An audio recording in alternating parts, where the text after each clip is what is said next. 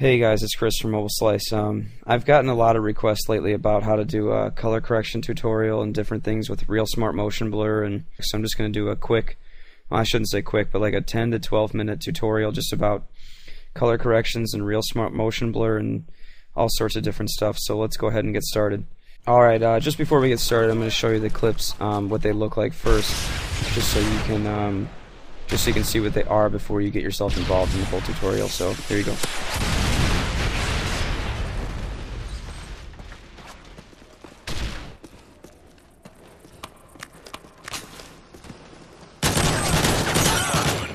Kill confirmed.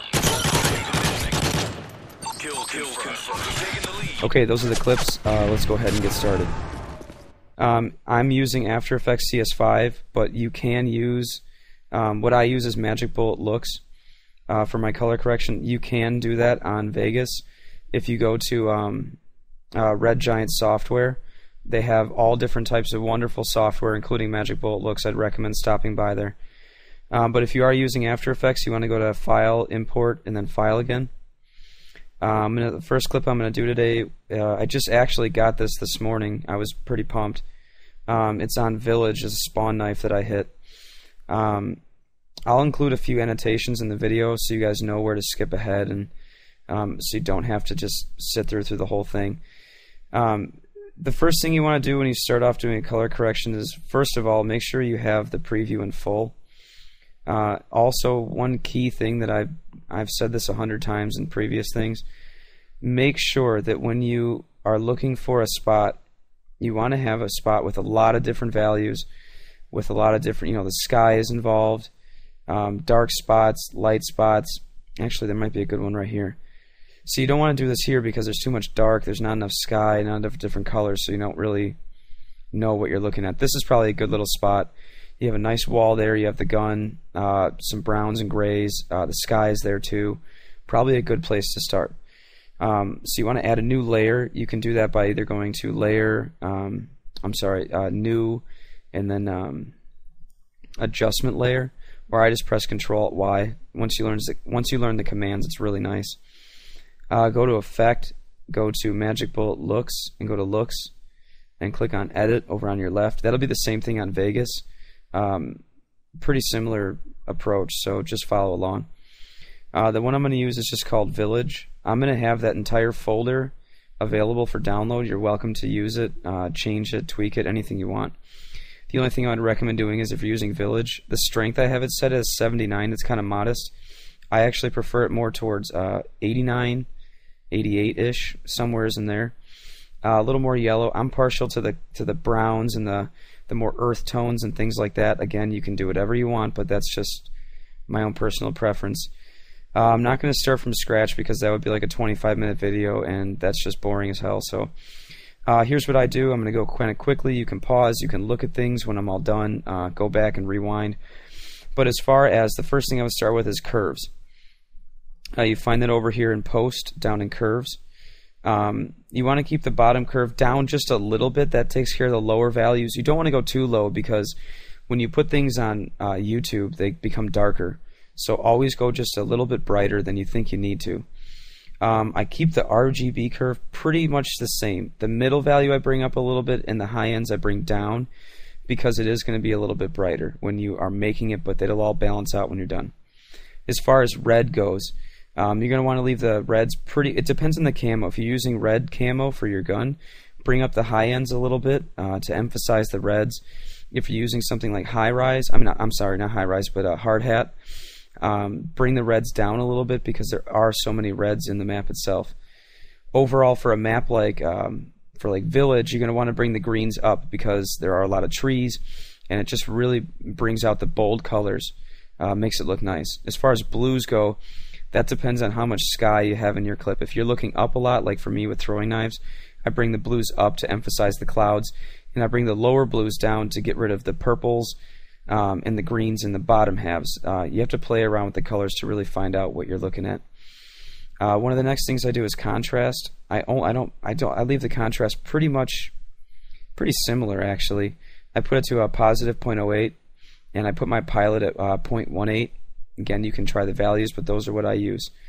Next thing I would do is saturation. Depending on the map that you're using, this one tends to have more greens, so I bring the saturation towards the green-yellow bit, and I only bring it up to about 10% over regular, so about 110%.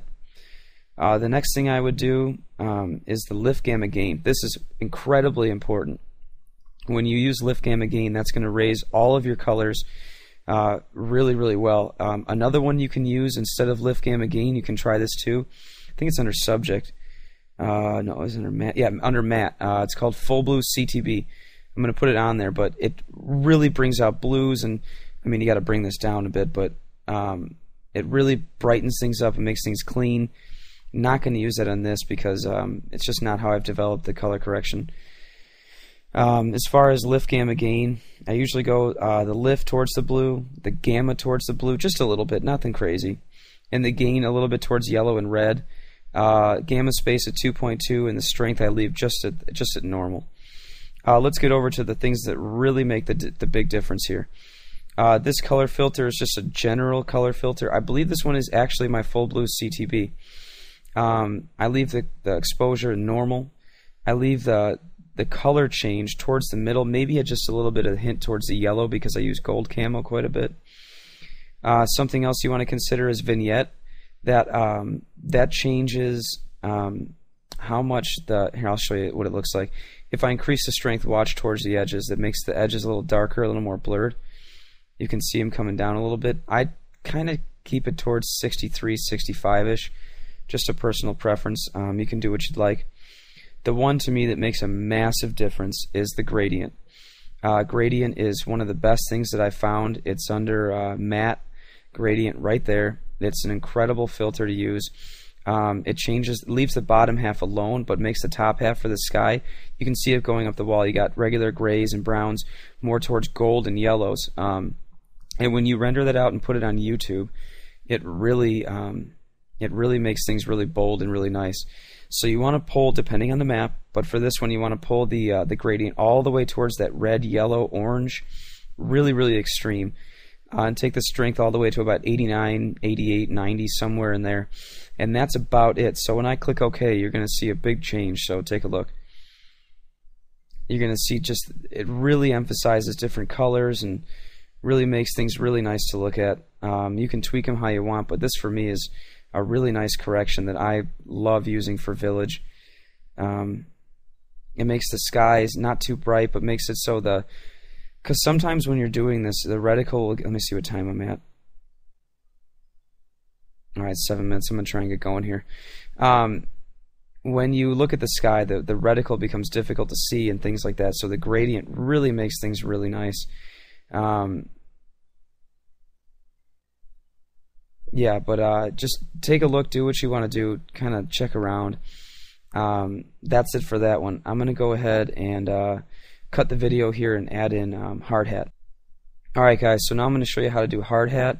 I'm going to bring in the clip. I'm going to go kind of fast on this one, not really do anything too crazy. Alright, here's the clip. I actually just got this one this morning as well. It was another really nice clip. It was a 5-man feed with a 95. I know people are going to give me hate for that, but I don't care. I love that gun. It's incredible. Find another little spot to use. Let's see, past there because that's boring. Actually, this might be a little spot to use. So there's the 4-man. Here's the 5th guy there about to go ahead and join his buddy right there doing the limbo, doing the crab walk, I guess. Let's go ahead and add a new layer and bring in Magic Bullet looks. Someone walking by my hallway was just laughing like crazy. Alright, let's go to add a look. I use this one here, so when you get the folder, use High-Rise Hardhat, little less yellow. I know it looks really yellow, and I know how crazy that looks, but it's not that crazy. When you add it into to YouTube, it's going to be a lot darker, and it's going to tone things down, and it's going to look great. You have to remember that things look different when you upload them, so don't be afraid to try things and upload them as private and see how they go. So the curves are pretty much similar to how I had them on Village. I don't touch much with RBG. Bring the top half down because it is going to be so bright when you do these other things. Red, I emphasize a little bit, leave the bottom alone, bring the top half down because there is so much red on this map. With green, I bring it up because the green RGB, or I mean the green curve, does not just affect green. It affects like blues and purples and a lot of the undertones too. So bring up the green to emphasize a lot of the golds and the purples and things like that. And blue, that's where you got to go a little bit crazy. You got to really jack up the blue. It brings down the purple, believe it or not, and it raises a few other colors and brings down the low tones. It's a really nice filter to use. As far as the next thing I would use would probably be the contrast. Again, I put it at 0.08 and my pilot at 0.18. Saturation pretty similar in the yellows, the greens. Saturation about 110%. You can start to see a common theme I use here.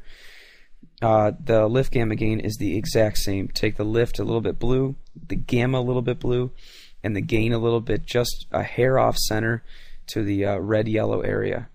I think that takes care of the main post things.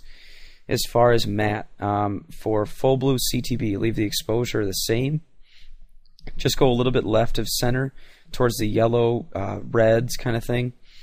The vignette, same thing, 63%, maybe just a tiny, anywhere in the mid-60s is going to be fine. You want to put the center dot really close to the middle, and the bigger circle I bring out pretty much till you just can see it a little bit. Personal preference. If you bring it in, you get a lot more, a lot more towards the center, but I don't want to overdo it because to me, simple is better on these. And again, my favorite thing, I'm the biggest advocate for gradient. It's just the overall gradient they have. It's under matte and gradient right there. I love that. When I found it, I was so excited. Let me see how I'm doing on time here. 11 minutes. All right, let's try and wrap this up pretty quick. So gradient strength about 74. Take it a little bit up to the top left. Yellows, reds, depending on the map. If it's a more outdoor map, maybe I hate this map, but if you're playing like a downturn or something, you might want to take it more towards blue, just because there's so much sky involved. So let's see the difference when I click. Yeah, I love that correction. I don't know why, but I just love all the yellows and the golds and the emphasis on different things. So last thing I'm going to show you is my Real Smart Motion Blur settings. So if you have this, it's great. Don't use Motion Blur Pro. I don't know why, but I just don't like it. My settings, I usually use 0.85 and 85. I like to keep it real simple. So blur amount 0.85, motion sensitivity at 85, just a personal preference. And a little trick that I do that not a lot of people know about, on your motion blur layer, you want to go to frame blending and put on pixel motion. It's subtle, but it makes things nice and smooth and blends together really beautifully. So those are some key things I would recommend. When you get ready to render, just leave it at the render settings that you would normally get. Oh, that's a solid layer, my mistake. The lostness, that's where you get your audio. Make sure you put on audio. But when you get best settings, just leave it. It automatically does it for you. It does the frame rate, does the full quality you can. It's an AVI format, which is the best you can do. And that's it. Click render and let it run. And that's about it. So I'm gonna put these in Vegas, and hopefully you guys enjoyed this. Thanks again for the 1,000 subs. It means a lot. I'll see you guys around.